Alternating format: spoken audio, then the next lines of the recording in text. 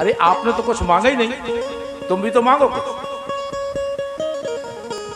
कुंती बोली कन्हैया हम क्या मांगे, मांगते तो वो हैं जिनके पास कुछ होता नहीं, और जिसको सब कुछ पहले से ही मिला हुआ हो वो किसी से क्या मांगे, हम क्या मांगे तुमसे। कन्हैया बोले नहीं हुआ, फिर भी मांगो, आज हमारा मन देने के लिए कर रहा है, मेरा मन तो कह रहा है कि हम तुम्हें दें, तो मांगो क्या चाहे। उस समय कुंती ने अपनी साड़ी का पल्लू आगे कर दिया, अगर कन्हैया देना है तो एक ही वरदान दे दो, विपदा संतु न सस्व तत्र तत्र जगत गुरु भवतो दर्शनम यतस्ताद पुनर्भव।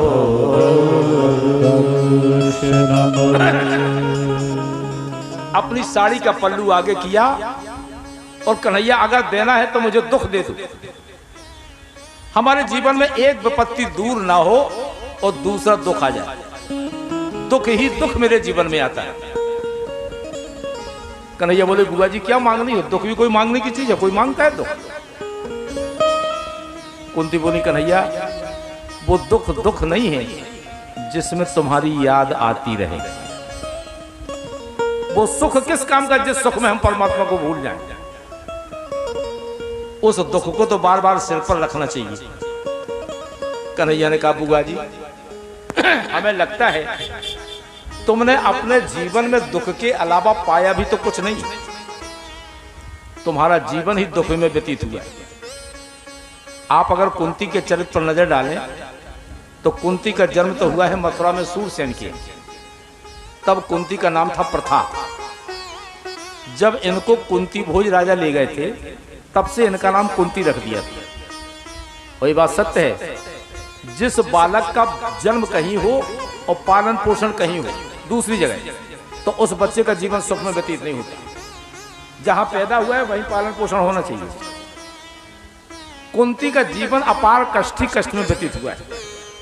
हाँ, कुंती का जब विवाह हुआ तो ऐसे पुरुष के साथ जो जन्म से पीलिया का रोगी है, जिसे कहते हैं पांडु,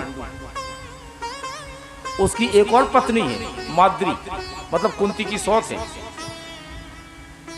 पांडु की दो पत्नियां कुंती और माद्री। लेकिन कुंती ने सोचा मेरे लिए तो पति परमेश्वर है, हमें क्या लेना देना दुनिया से। और पति भी मिला तो ऐसा का एक तो पीलिया का रोगी, दूसरे किंदम मुनि का श्राप है उस पति को कि जिस दिन पत्नी के पास सहवास की कामना लेकर जाओगे उसी दिन तुम्हारी मृत्यु हो जाएगी। वो तो कुंती के पास दुर्वासा ऋषि के ऐसे मंत्र दिए हुए थे जिसे कहते हैं देवहूति विद्या। उस देवहूति विद्या से जिस देवता का आमंत्रित करती थी वही देवता आ जाता। धर्मराज को बुलाया तो धर्मराज की कृपा से युधिष्ठिर का प्रादुर्भाव हुआ, इंद्र की कृपा से अर्जुन का प्रादुर्भाव हुआ, और पवन देव की कृपा से भीम का प्रादुर्भाव हुआ। और इनकी जो सौत है माद्री, उनके लिए भी अश्विनी कुमारों को आमंत्रित किया तो उनके भी दो बेटे हो गए, नकुल और सहदेव। नकुल और सहदेव दो बेटे उनके हो गए। अब आप विचार करें, कुंती की युवा अवस्था कभी सुख में व्यतीत नहीं हुई, कभी सुख में व्यतीत हुई नहीं। राजा पांडु की भी असमय मृत्यु हो गई क्योंकि पांडु एक बार अपने मन को काबू में नहीं कर पाए और माद्री के पास चले गए सहवास की कामना लेकर, उसी समय उनकी मृत्यु हो गई। अब माद्री ने कहा बहन पति हमारे द्वारा मरे हैं, इसलिए मैं तो इनके साथ सती हो जाऊंगी। और माद्री सती होगी। अब आप विचार करिए, एक ऐसी विधवा नारी और ऐसी विषम परिस्थितियां 5 पुत्रों को कैसे पाल सकती, जिसके 5 पुत्रों को मारने के लिए गांधारी के 100 पुत्र 24 घंटे योजना बनाते, जिस कुंती के 5 पुत्रों को मारने के लिए गांधारी के 100 बेटे हमेशा योजना बनाते हैं। कभी लाक्षागृह में जलाकर मारना चाहते हैं, कभी कुंती की पुत्र वधू को निर्वस्त्र करना चाहते हैं, कभी चौपड़ में हराना चाहते हैं, कभी 12 वर्ष का वनवास, कभी 1 वर्ष का अज्ञातवास। कन्हैया ने कहा, बुआ हमें लगता है कि तुम्हारे जीवन का एक भी दिन सुख में व्यतीत नहीं हुआ, और आज तुम्हारे पुत्रों को राजगद्दी मिल रही, पांडवों को विजय श्री प्राप्त हुई है, युधिष्ठिर राजगद्दी पर बैठने वाले हैं, और मैंने तुमसे मांगने को कहा तो तुमने झोली पसार के दुख मांग लिया। तुमने झोली पसार के दुख मांग लिया। आज मैंने तुमसे मांगने को कहा तो तुमने झोली पसार के दुख मांग लिया।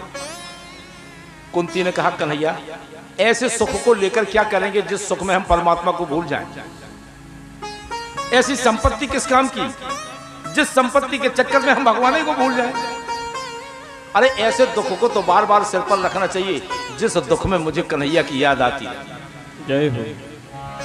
विपदो नैव विपदा संपदो ने संपदा, विपद नारायण विस्मृति संपन्न नारायण स्मृति। विपदो नैव विपदा संपदो नैव संपदा, विपद नारायण विस्मृति संपन्न नारायण स्मृति।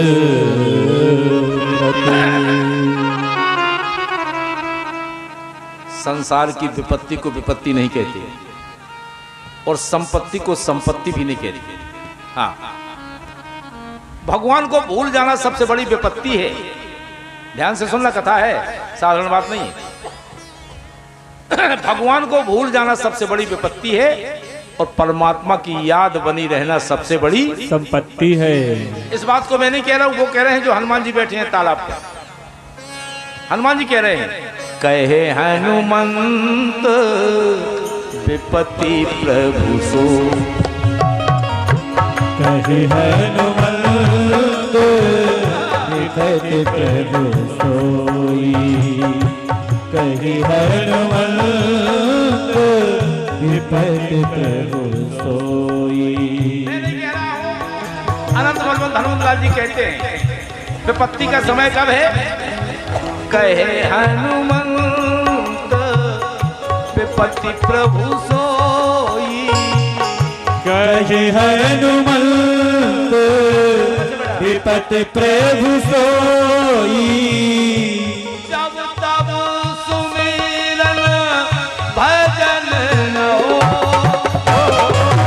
जब तब सुमिरन भजन न होई,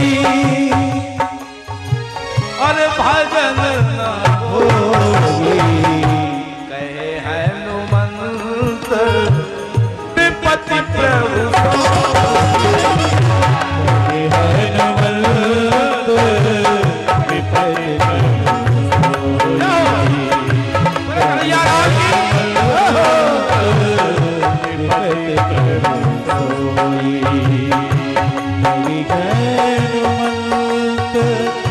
विपत्ति प्रभु सोई।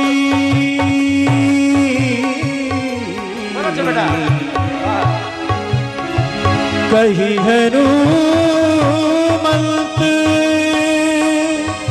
विपत्ति प्रभु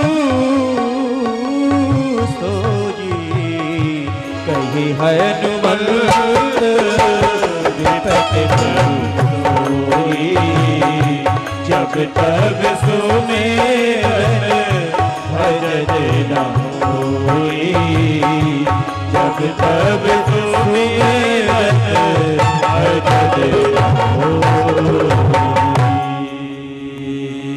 विपदो ने विविधा संपदो ने